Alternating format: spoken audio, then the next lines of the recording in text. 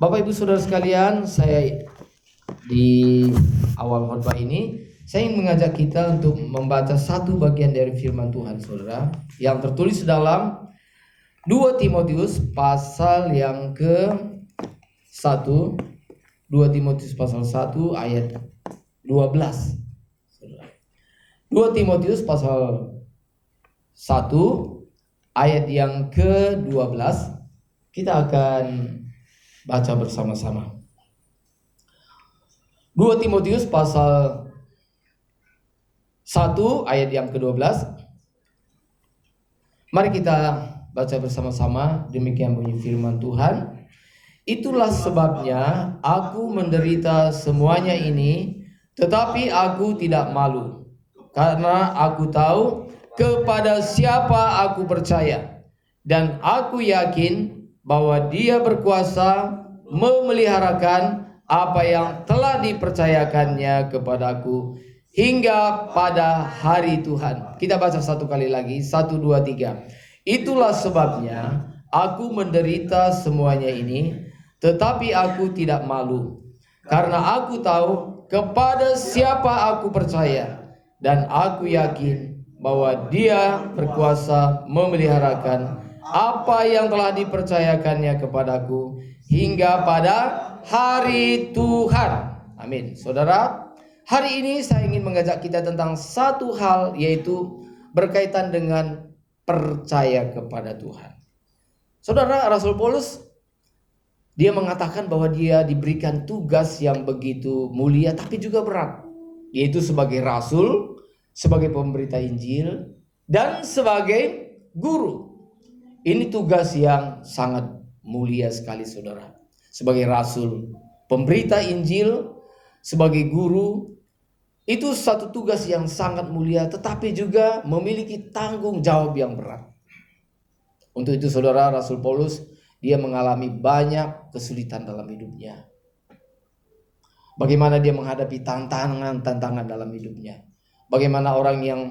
Bagaimana kuasa setan menggunakan orang-orang lain untuk menyerang Rasul Paulus. Bagaimana Paulus harus menerobos kesulitan-kesulitan, menghadapi ancaman, menghadapi bahaya, menghadapi kesulitan-kesulitan dan penderitaan hidup, agar tugasnya ini tadi dapat dilakukan, supaya Injil dapat diberitakan, supaya dia dapat mengajar jemaat bagaimana hidup benar di hadapan Tuhan, supaya dia boleh membangun jemaat. Dan itulah sebabnya, saudara, dia mengalami banyak penderitaan, kesulitan. Kalau saudara baca di Alkitab, kesulitan-kesulitan yang dihadapi Rasul Paulus itu luar biasa. Bahkan nyawa yang beberapa kali dia diperhadapkan kepada ancaman terhadap nyawanya sendiri, saudara. Tetapi saudara, di sini dikatakan, itulah sebabnya aku menderita semua ini. Sebab apa? Itulah sebabnya. Karena tugas itu tadi dia mengalami penderitaan. Tetapi, nah saudara, di sini ada kata tetapi aku tidak malu. Jadi saudara, kadang-kadang Rasul Paulus juga dalam penderitaannya dia dipermalukan. Orang yang sungguh-sungguh hidup benar di hadapan Tuhan, saudara, ada kemungkinan akan dipermalukan juga oleh orang dunia ini. Diejek oleh dunia, dipermalukan. Tetapi Rasul Paulus mengatakan, aku tidak malu. Mengapa dia tidak malu? Dia mengatakan satu rahasianya, karena aku tahu kepada siapa aku percaya. Kepada siapa? Kepada Allah, pencipta langit dan bumi. Kepada Allah yang telah menjadikan segala sesuatu yang ada. Saudara, saya ingin mengatakan begini, saudara, bahwa pribadi yang paling dapat kita percaya adalah Bapa di surga, Tuhan Yesus Kristus, putranya yang tunggal. Mengapa hanya Tuhan yang dapat kita percaya sepenuhnya? Mengapa hanya Tuhan saja yang dapat kita percayai all out, habis-habisan? Kita percaya sepenuhnya. Saudara, firman Tuhan mengatakan alasannya. Paling tidak, saudara, saya beritahukan ada 2 alasan. Pertama, bahwa mengapa Tuhan? Hanya Tuhan yang dapat kita percaya 100%. Mengapa hanya Tuhan yang dapat kita percayai sepenuh-penuhnya? Mengapa hanya Tuhan saja yang dapat kita percayai segala-galanya? Seluruh hidup kita dapat pertaruhkan dalam tangan Tuhan. Paling tidak ada dua alasan saya mengatakan tadi, saudara. Pertama adalah karena memang Tuhan adalah pribadi yang setia. Tuhan adalah pribadi yang baik. Tuhan adalah pribadi yang jujur. Di dalam Bilangan pasal 23, saudaraku yang dikasih oleh Tuhan, saya akan dalam Bilangan pasal 23 ayat 19, di sana Musa mengatakan, ingat bahwa Tuhan itu bukan manusia sehingga dia dapat berdosa. Masakan Tuhan berfirman tapi dia tidak melakukannya? Atau dia berjanji tapi dia tidak melakukan? Satu hal yang Tuhan tidak dapat lakukan adalah berdusta. Dan itu yang dapat dilakukan oleh manusia. Bahkan manusia seringkali berdusta. Manusia dapat berjanji pagi bicara A, sore B. Hari ini berjanji A, besok sudah lain lagi. Tetapi firman Tuhan dengan mengatakan bahwa Tuhan itu bukanlah manusia sehingga dia dapat berdusta. Tuhan berfirman dan dia melaksanakan apa yang dia firmankan. Dan Tuhan berjanji dan dia menepati janjinya. Saudaraku yang dikasihi oleh Tuhan, kalau saudara baca di Alkitab, kalau misalnya kita lihat nubuatan bagaimana Tuhan telah berjanji, banyak contoh-contohnya, saudara. Tidak ada satu pun janji Tuhan yang tidak ditepati oleh Tuhan. Tidak ada satu perkataan pun yang sia-sia. Semua yang dijanjikan oleh Tuhan digenapi oleh Tuhan. Saudara, lalu ada janji yang akan datang yang belum digenapi oleh Tuhan. Bukan karena Tuhan tidak mau genapi, karena memang belum waktunya. Tetapi kalau sudah waktunya, Tuhan akan genapi. Mungkin saudara, hal yang terbesar, janji Tuhan yang paling besar yang akan Tuhan lakukan adalah bahwa Tuhan Yesus akan datang kedua kali. Ini adalah janji Tuhan dan Tuhan pasti akan genapi. Saudara, alasan kedua mengapa Tuhanlah yang paling dapat kita percaya, yang kedua adalah karena Tuhan memang berkuasa. Tuhan Maha Kuasa dan dia mampu melakukan apa yang difirmankannya. Jadi Tuhan baik, itu yang pertama. Jujur, Tuhan setia, dan yang kedua Tuhan berkuasa. Tuhan mampu melakukan apa yang dijanjikannya. Kalau Tuhan hanya baik saja tetapi dia tidak berkuasa, kita percuma percaya kepada dia. Dia baik tapi dia tidak dapat menepatinya karena tidak mampu. Atau misalnya Tuhan memang mampu melakukannya tapi Tuhan tidak setia. Maka kita was-was. Kita curiga, bagaimana kita dapat bisa mempercayai pribadi yang tidak setia. Tapi puji Tuhan, Tuhan kita adalah Tuhan yang setia, Tuhan yang baik, tapi juga mampu melakukan janjinya. Dan Tuhan memang mau menolong kita. Jadi Tuhan mau menolong kita dan Tuhan mampu menolong kita. Dan Tuhan saudara, dia terlebih suka menolong kita. Tuhan begitu rindu menolong kita, lebih daripada kita sendiri merindukannya. Saudara, Tuhan rindu menolong kita lebih daripada kita sendiri menolong diri kita sendiri. Ini satu prinsip yang harus kita ketahui.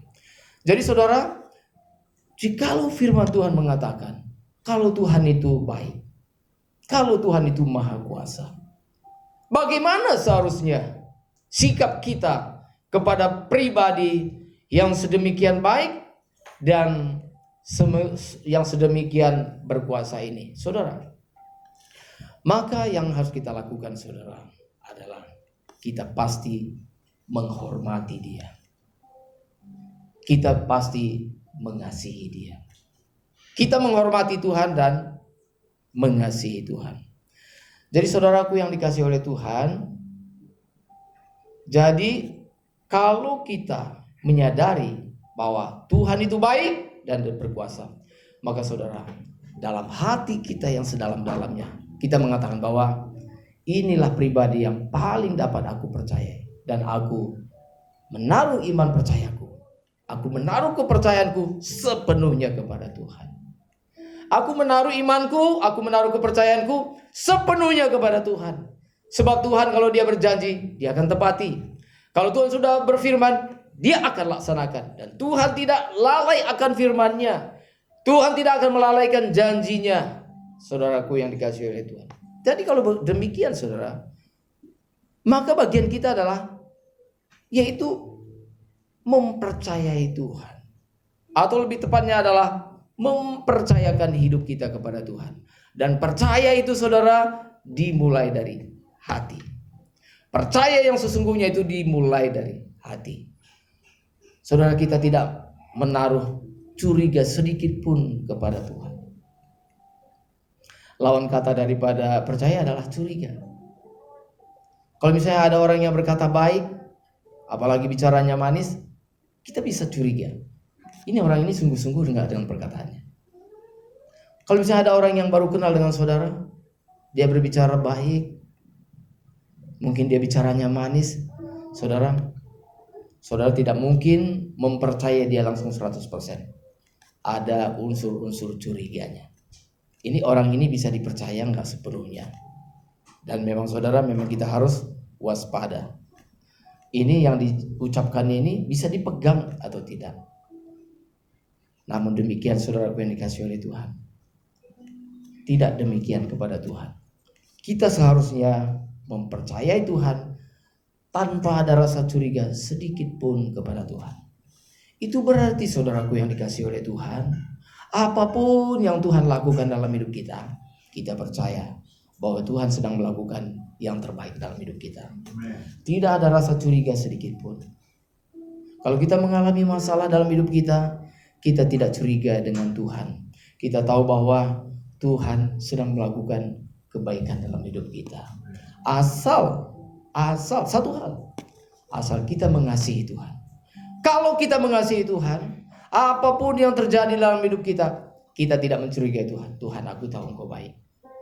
Tuhan, aku tahu yang terjadi dalam hidupku ini, sekalipun tidak menyenangkan, itu untuk mendatangkan kebaikan bagiku. Kita tidak mencurigai Tuhan. Saudara, saya ingin masuk kepada satu hal yang mungkin jarang dipikirkan. Saudara, kalau kita lihat, maka sebenarnya di dunia ini terlalu luas. Saya membuat gambaran kepada orang Kristen saja. Supaya orang Kristen itu saudara dibagi dengan dua golongan besar saja. Orang Kristen yang mengaku dirinya Kristen, itu maksudnya. Atau lebih tepat warga gereja. Warga gereja itu sebenarnya itu hanya dua golongan utama. Pertama, orang yang percaya kepada Tuhan. Dan yang kedua, tidak percaya kepada Tuhan. Itu sebenarnya dua golongan utama. Yaitu yang percaya kepada Tuhan dan yang tidak percaya kepada Tuhan. Orang yang percaya kepada Tuhan, mereka akan menghormati Tuhan, mengasihi Tuhan. Dengan cara bagaimana?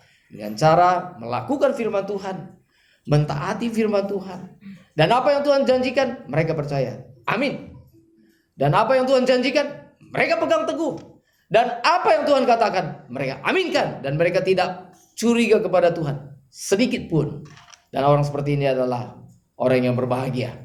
Tetapi saudara, ada juga semacam orang Kristen, anggota gereja.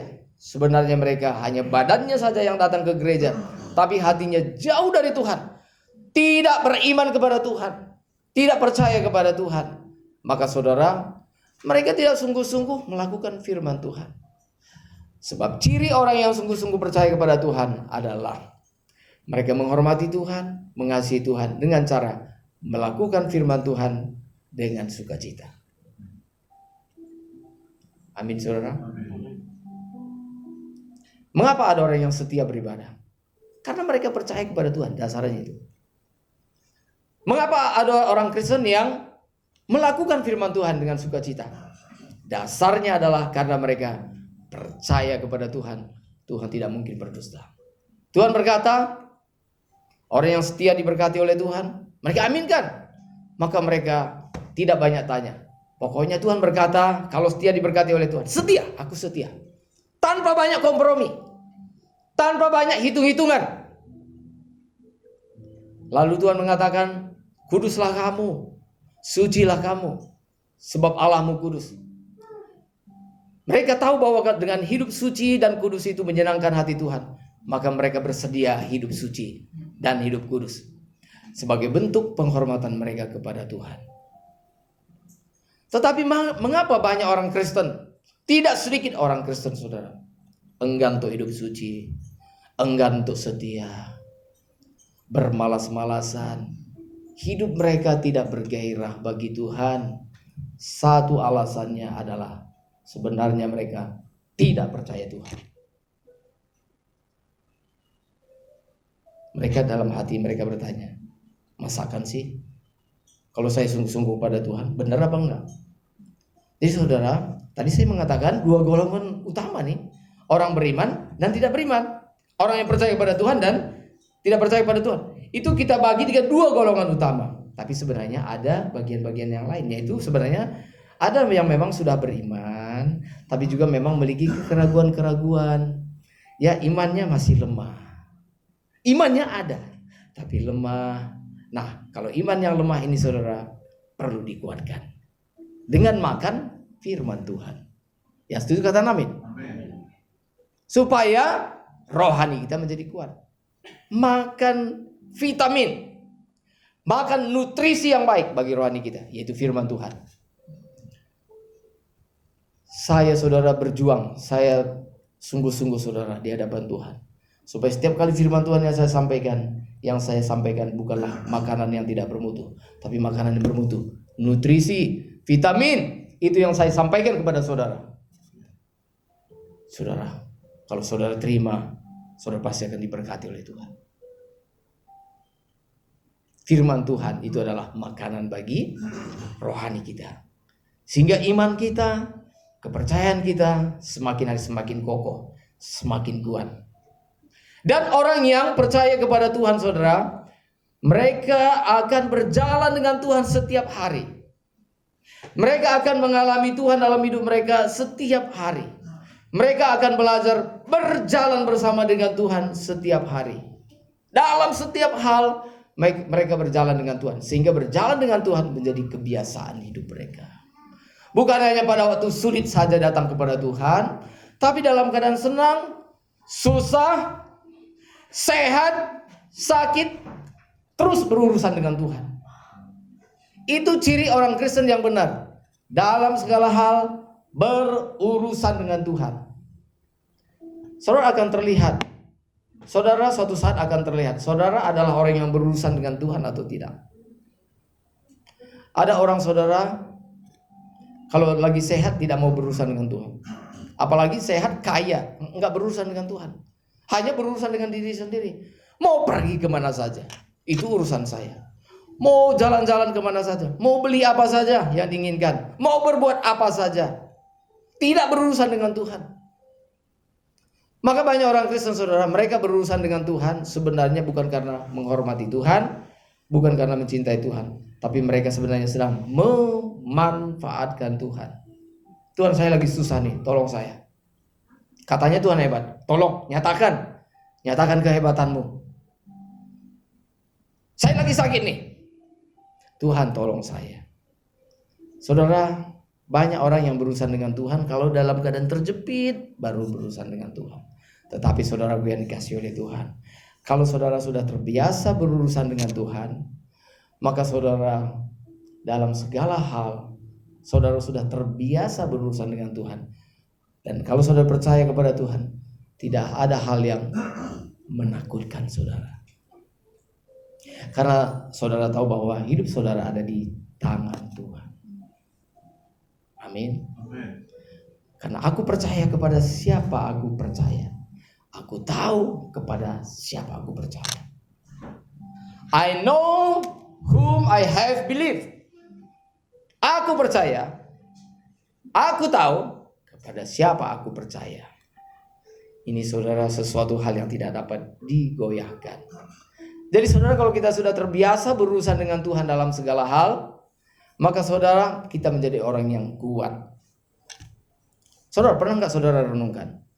Mengapa biasanya kalau orang susah, misalnya gini, datang kesulitan, sakit, penyakit, masalah-masalah dalam hidup, orang bertanya, Tuhan, mengapa aku susah? Mengapa penderitaan ini menimpa aku? Mengapa aku sakit? Mengapa aku memiliki banyak masalah? Betul ya saudara ya? Nah, tapi sekarang pertanyaannya gini. Mengapa ada orang yang diberkati oleh Tuhan, diberikan kelancaran, berkat-berkat oleh Tuhan? Orang seperti ini jarang bertanya kepada Tuhan. Tuhan, mengapa aku diberkati seperti ini? Mengapa hidupku lancar? Mengapa aku sehat walafiat seperti ini? Halo, ini seringkali kita lupa. Mengapa banyak orang susah baru bertanya pada Tuhan. Tuhan, mengapa saya susah? Mengapa banyak masalah dalam hidupku? Mengapa banyak orang yang tidak suka kepada aku? Baru bertanya pada Tuhan. Tetapi kalau hidupnya lancar, Tuhan nggak pernah ditanya. Tuhan, mengapa hidupku lancar? Mengapa usahaku lancar? Mengapa bisnisku berjalan dengan baik? Mengapa setiap yang kuinginkan terjadi? Mengapa aku mendapat jodoh? Mengapa aku mendapat pekerjaan yang baik? Tuhan, mengapa? Orang jarang tanya seperti itu. Mengapa? Karena banyak orang berpikir bahwa kalau hidup saya baik, itu memang sudah sewajarnya. Itu hak saya. Banyak orang Kristen berpikir kalau hidup saya susah, saya tidak harus susah. Kalau saya susah berarti Tuhan tidak benar menjaga saya. Itu satu sikap yang meremehkan Tuhan. Hari ini saudara, kalau saudara sehat, kalau saudara hidupnya lancar, tanyalah kepada Tuhan. Tuhan, mengapa aku sehat? Halo, amin? Mengapa aku diberkati oleh Tuhan? Karena orang Kristen berpikir, kalau aku sehat, kalau aku diberkati oleh Tuhan, itu memang sudah seharusnya. Tapi kalau aku menderita, itu nggak boleh begitu. Beda seperti yang dikatakan oleh Ayub kepada istrinya. Ketika Ayub mengalami banyak persoalan, semua harta benda habis, lalu dia mengalami sakit penyakit dari ujung kepala sampai ujung kaki, mengalami sakit yang luar biasa. Apa kata istri Ayub kepada Ayub? Masihkah engkau percaya kepada Tuhan? Masihkah engkau mau bertekun kepada Tuhan? Sekarang kutuki Allahmu dan matilah. Apa jawaban Ayub, saudara gue yang dikasih oleh Tuhan? Ayub berkata, engkau berbicara seperti perempuan gila. Apakah kita mau menerima yang baik dari Tuhan, tapi tidak mau menerima yang buruk? Ini ada satu pelajaran yang penting kita lakukan. Kalau yang kita terima baik, kita bersyukur kepada Tuhan. Kalau yang kita terima itu buruk, artinya yang mungkin tidak sesuai dengan niat kita, kita tetap percaya dan kita tetap bersyukur pada Tuhan. Amin. Saudara yang dikasihi oleh Tuhan, aku tahu kepada siapa aku percaya, kata Rasul Paulus. Saudara, dalam Roma pasal 10 ayat 11 ada satu kalimat yang penting sekali di sana dikatakan, yaitu bahwa yang percaya kepada Dia, yang percaya kepada Tuhan, tidak akan dipermalukan. Halo, amin. Yang percaya kepada Tuhan tidak akan dipermalukan. Saudaraku, dengar nasihat firman Tuhan hari ini. Saudara, hari-hari hidup kita, hari-hari hidup saudara dengan saya sama. Kita telah banyak menyia-nyiakan waktu kita, saudara. Kita telah banyak menyia-nyiakan waktu kita. Termasuk saya juga, saudara. Hari-hari yang lalu, saudara, saya kurang berurusan dengan Tuhan. Saya kurang mempercayakan hidup saya kepada Tuhan. Saudara, baru beberapa tahun belakangan ini, saudara, saya lebih belajar lagi. Saya mau lebih berurusan dengan Tuhan, mempercayakan hidup saya kepada Tuhan. Maka saudara bersama-sama dengan saya, kita belajar mempercayakan hidup kita kepada Tuhan, berurusan dengan Tuhan. Jadi saudara, kalau kita berurusan dengan Tuhan, kita tidak akan dipermalukan. Kalau saudara memegang janji Tuhan dan saudara berjalan seiring dengan keinginan Tuhan, kalau saudara setia kepada Tuhan, dan kalau saudara belajar taat kepada Tuhan, dan saudara tetap percaya, dan kepercayaan saudara itu saudara tunjukkan hari lepas hari. Hari lepas hari saudara belajar berjalan bersama-sama dengan Tuhan. Sungguh hidup saudara tidak akan dipermalukan oleh Tuhan. Apapun persoalan saudara, persoalan yang paling berat sekalipun, di situ Tuhan akan menyatakan kehadirannya. Dan Tuhan akan memberikan hikmat kepada saudara. apa yang saudara harus lakukan, sehingga saudara tidak dipermalukan. Ketika saudara mengalami persoalan dalam hidup saudara, di situ pun Tuhan akan menolong saudara. Bahkan ketika saudara berada di ujung maut pun, di situ saudara betul-betul menyadari bahwa karena saudara sudah terbiasa berurusan dengan Tuhan, karena hari-hari saudara berurusan dengan Tuhan, maka di ujung maut sekalipun, di situ saudara akan berkata, Tuhan, sungguh aku berterima kasih kepadamu, karena sampai akhirnya Engkau Tuhan tetap bersama-sama dengan aku. Banyak orang saudara setelah tua baru berurusan dengan Tuhan. Waktu mau mati baru minta didoakan. Doakan supaya apa? Supaya insya Allah masuk surga. 70 tahun, 80 tahun telah sia-sia. Tapi mau menit-menit terakhir didoakan supaya masuk surga. Ini adalah orang yang tidak menghargai Tuhan. Orang seperti ini meremehkan Tuhan. Orang seperti ini sebenarnya udah nggak terbiasa berurusan dengan Tuhan. Maka dia pun berurusan dengan Tuhan hanya untuk kepentingan diri sendiri, supaya tidak masuk neraka. Berbeda dengan orang yang percaya kepada Tuhan. Mereka akan hari lepas hari berurusan dengan Tuhan untuk kepentingan Tuhan. Dan apapun yang terjadi, sungguh-sungguh mereka akan dipelihara oleh Tuhan, tidak dipermalukan oleh Tuhan. Kita dengar berita sekarang, Iran menyerang Israel. Oh, Israel jadi marah. Israel balik menyerang kepada Iran. Ini kita nggak tahu apakah ini awal terjadinya perang dunia ketiga. Kalaupun perang dunia ketiga terjadi, saudara, kita ada tetap dalam genggaman Tuhan. Tuhan akan memberitahukan kepada kita apa yang harus kita lakukan. Jadi sebelum perang dunia ketiga, perang kecil-kecilan pun saudara sudah berurusan dengan Tuhan. Termasuk dalam perang dunia ketiga pun Tuhan tetap berurusan dengan saudara. Karena memang saudara menyiapkan diri untuk berurusan dengan Tuhan. Jangan setelah perang dunia ketiga baru berurusan dengan Tuhan. Tuhan gimana ini? Gitu ya. Tapi hari-hari tidak berurusan dengan Tuhan. Saudara, mari kita berurusan dengan Tuhan hari lepas hari dalam hidup kita. Maka dikatakan orang yang percaya kepada Dia tidak akan dipermalukan.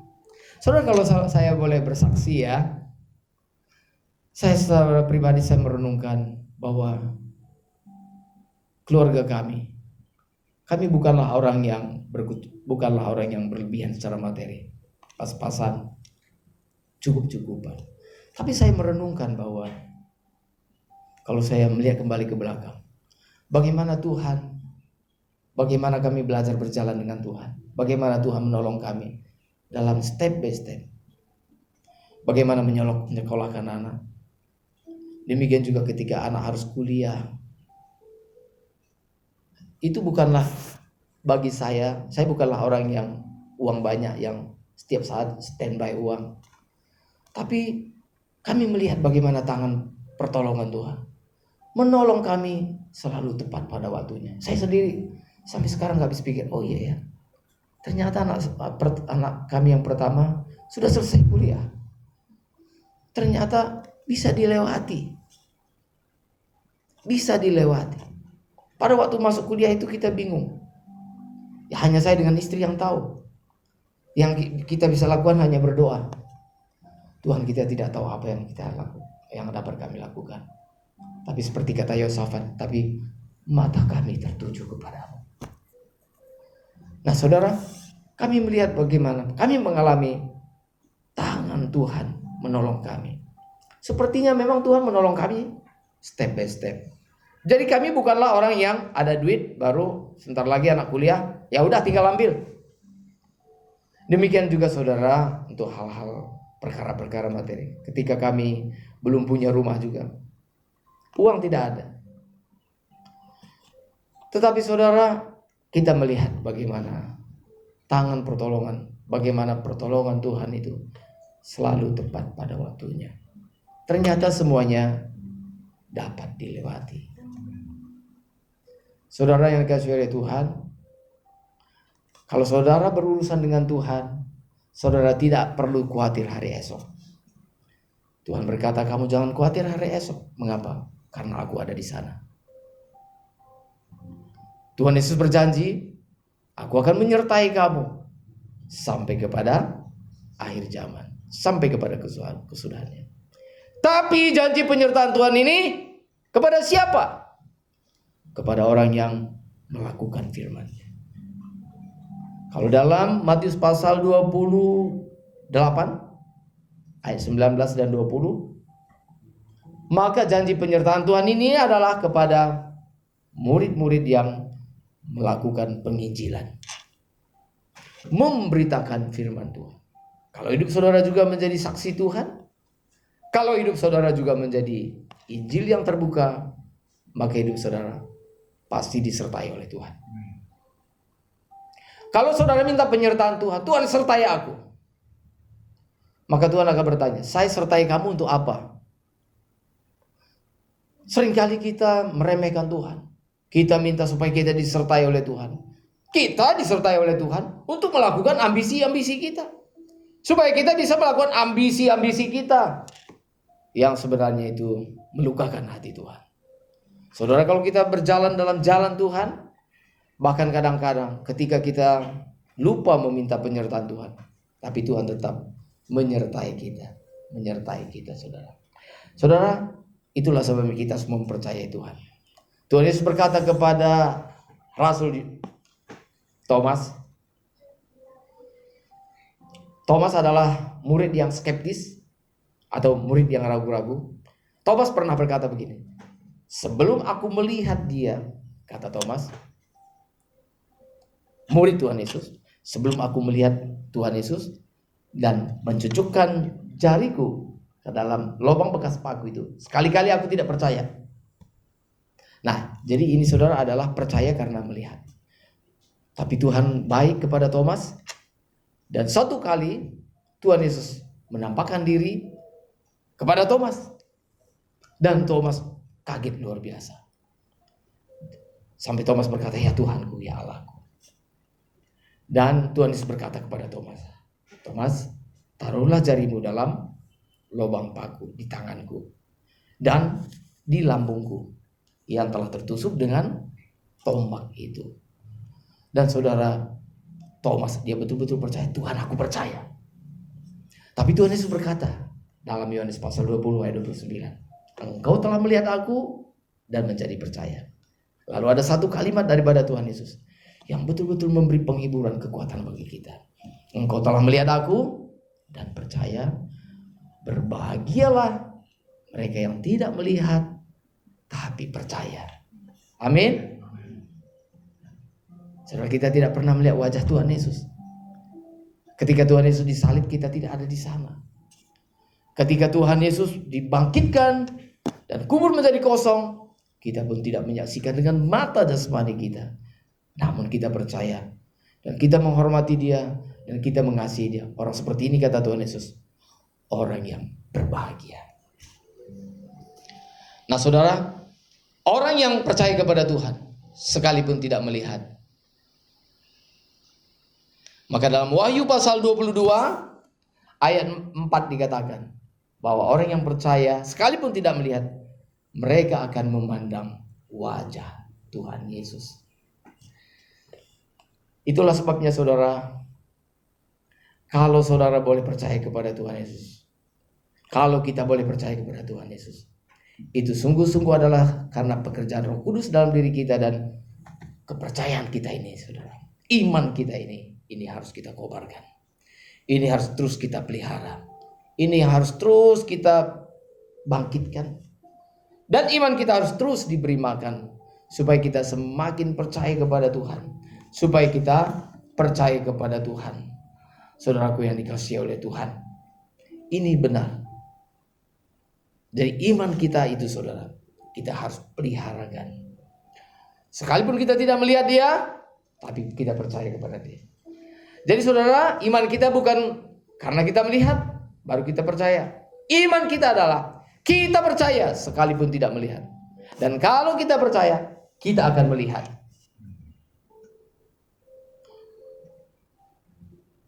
Kenapa kita bisa percaya?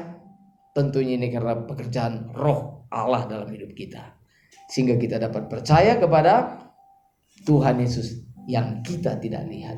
Sekalipun kita tidak melihat dia, tapi kita percaya, bukan hanya percaya, tapi mempercayakan hidup kita. Bukankah firman Tuhan mengatakan, semua orang yang percaya kepadanya, atau lebih tepatnya adalah mempercayakan hidup kepadanya, diberikan hidup yang kekal. Hidup yang kekal itu apa, Bapak Ibu Saudara sekalian? Hidup yang kekal itu adalah hidup yang berkualitas. Hidup yang kekal itu adalah hidup yang bermutu. Jadi hidup yang kekal atau berkualitas itu diberikan oleh Tuhan bagi orang yang mempercayakan hidupnya kepada Tuhan Yesus. Apakah saudara mau hidup saudara berkualitas? Apakah saudara mau hidup saudara bermutu bagi Tuhan? Saudara ingatlah bahwa orang yang mempercayakan hidup mereka kepada Tuhan tidak akan dipermalukan. Saudara jangan khawatir akan hari esok. Saudara jangan khawatir, apapun juga. Tidak ada yang menakutkan. Ketika mungkin saudara mengatakan, wah ini sepertinya jangan-jangan saya mau mati nih, gitu ya. Itu orang yang jauh dari Tuhan begitu, takut mati. Mungkin jantung sedikit diramaikan, mungkin saya akan mati. Tapi saudara orang yang berjalan dengan Tuhan, mereka percaya. Mereka mengatakan, Tuhan tahu yang terbaik buat aku. Jadi sekalipun misalnya orang seperti ini, kalau orang yang beriman kepada Tuhan, sekalipun aku harus mati, itu karena ada dalam tangan Tuhan, dan Tuhan akan peliharakan keluargaku yang aku tinggalkan. Orang yang beriman kepada Tuhan sungguh-sungguh tidak akan dipermalukan. Sungguh-sungguh tidak akan dipermalukan oleh Tuhan. Persoalan seberat apapun, ada jalan keluar yang diberikan oleh Tuhan. Kesulitan yang terbesar seperti apapun, Tuhan berikan jalan keluar bagi kita, saudaraku yang dikasihi oleh Tuhan. Sekarang saya mau bertanya kepada saudara, orang yang percaya kepada Tuhan tidak dipermalukan, amin? Sekarang saya berbalik. Kalau demikian secara logika, kalau orang yang percaya kepada Tuhan tidak dipermalukan, orang yang tidak percaya kepada Tuhan akan? Halo? Kalau orang yang percaya kepada Tuhan tidak akan dipermalukan, kalau begitu orang yang tidak percaya kepada Tuhan akan? Halo? Kok pura-pura nggak dengar? Ya, orang yang percaya kepada Tuhan tidak akan dipermalukan, amin? Kalau begitu orang yang tidak percaya kepada Tuhan akan dipermalukan. Dipermalukannya kapan? Saudara, dipermalukan itu bisa saja, syukur-syukur kita dipermalukan masih di dunia ini. Ada masalah, betul-betul kita dipermalukan gitu ya. Kita nggak bisa menghadap, kita tidak bisa mengatasi masalah kita, dipermalukan. Kita dipermalukan. Tapi saudara, itu nggak ada apa-apanya. Jikalau dipermalukan itu pada akhirnya akhir daripada kehidupan kita. Kalau dipermalukan di hari Tuhan, itu yang celaka. Kita berkata, Tuhan, Tuhan. Lalu Tuhan Yesus mengatakan, siapa kamu? Saya tidak kenal kamu. Itu kan dipermalukan, saudara. Saya mau beritahu contoh begini ya. Contoh begini. Misalnya gini, ada dua orang sahabat.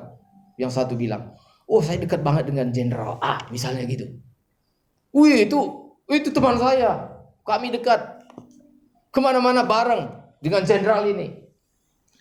Oke deh. Kalau bagaimana? Kalau begitu kita ke sana. Ya oke. Bareng dengan saya gitu. Lalu dengan berani, lalu dua orang ini tadi, katakanlah si A dan si B. Si A mengaku bahwa dia kenal dan dia berhubungan baik dengan jenderal itu. Lalu ke sana. Di situ kan baru terbukti ya kan.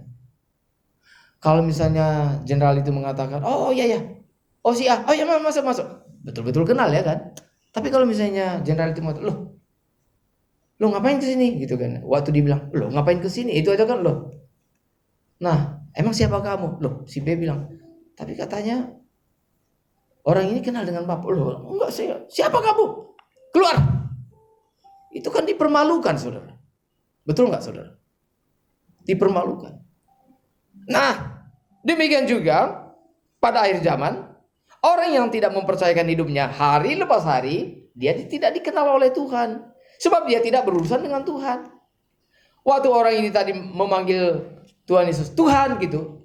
Tuhan Yesus merasa suara ini asing. Siapa ini? Sama seperti misalnya seorang anak panggil mamanya, Mama, dari jauh-jauh hari. Mamanya langsung tahu kan, oh ini anak saya. Langsung noleh, betul nggak? Iya kan? Tapi kalau misalnya katakanlah misalnya ada orang lain misalnya mengaku mama gitu, saudara kan tidak akan noleh. Kalaupun noleh misalnya mama aja mendekati saudara, saudara kan, kamu siapa? Aku anak mama gitu. Tapi saudara tidak kenal, ini kan aneh gitu. Oh, saya tidak kenal kamu, saudara. Tuhan Yesus mengatakan demikian juga pada hari Tuhan nanti. Kalau orang yang tidak bergaul dengan Tuhan, orang yang tidak mempercayakan hidupnya hari lepas hari, maka orang ini akan memanggil Yesus Tuhan. Dia bilang Tuhan. Tapi kalimat itu tidak membuat Tuhan Yesus tersentuh. Malah dia merasa heran. Loh, ini siapa orang ini? Ya, kamu siapa? Oh, saya ini Tuhan. Saya sudah melakukan hal-hal yang ajaib. Tapi singkat cerita Tuhan Yesus mengatakan, aku tidak pernah kenal kamu. Nyah dari hadapanku, kata Tuhan Yesus. Orang yang diusir oleh Tuhan Yesus itu adalah orang yang bukan hanya ketakutan, tapi dipermalukan. Saudara, mari saudara dari sekarang kita belajar untuk mempercayai Tuhan hari lepas hari dalam hidup kita. Pastikanlah bahwa kita bergaul dengan Tuhan sehingga ketika kita berjumpa dengan Tuhan, sungguh-sungguh saudara, Tuhan Yesus mengenal kita dan Tuhan menyambut kita dengan sukacita. Amin. Dan kalau Tuhan menyambut kita dengan sukacita, itu adalah kebahagiaan kita yang sesungguhnya. Amin.